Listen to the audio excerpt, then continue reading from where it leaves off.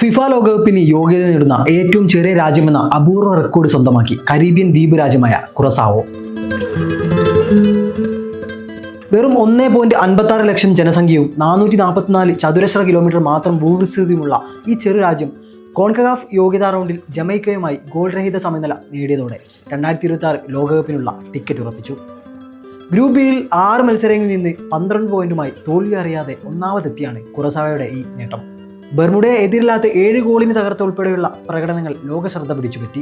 Haiti, Panama എന്നിവയ്ക്കൊപ്പം കോൺകകാഫിൽ നിന്ന് നേരിട്ട് യോഗ്യത നേടിയ മൂന്നാമത്തെ ടീമായി കുറസാവോ മാറി. 2026 48 ടീമുകളുള്ള ലോകകപ്പിന് US, കാനഡ, മെക്സിക്കോ എന്നിവയാണ് സംയുക്ത ആതിഥേയർ. 2018 ലോകകപ്പ് കളിച്ച 3.5 ലക്ഷം ജനസംഖ്യ മാത്രമുള്ള ഐസ്ലാൻഡിന്റെ റെക്കോർഡാണ് കുറസാവോ മറികടന്നത്.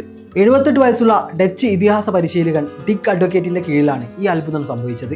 2026 അദ്ദേഹം ലോകകപ്പിലെ ഏറ്റവും പ്രായം കൂടിയ പരിശീലകൻ എന്ന ചരിത്ര റെക്കോർഡും സ്വന്തമാക്കും. കഴിഞ്ഞ വർഷം ജനുവരിയിൽ മാത്രം കുറസാവോയുടെ പരിശീലക ചുമതല ഏറ്റെടുത്ത അഡ്വക്കേറ്റ് നെതർലാൻഡ്സ് താരമായിരുന്നു. ദേശീയ ടീമിലെ മുഴുവൻ അംഗങ്ങളും നെതർലാൻഡ്സുകാരാണെന്നത് മറ്റൊരു രസകരമായ വസ്തുതയാണ്. നെതർലാൻഡ്സിന്റെ ഓറഞ്ച് ജേഴ്സി ഉപേക്ഷിച്ച് കുറസാവോയുടെ നീലകുപ്പായം അണിഞ്ഞാണ് ഇവർ പോരാട്ട ഭൂമിയിലേക്ക് കടന്നു വരുന്നത്. 2010 മാത്രം ഫിഫ അംഗത്വം ലഭിച്ച കുറസാവോയ്ക്ക് ഇത് ആദ്യ ലോകകപ്പാണ്.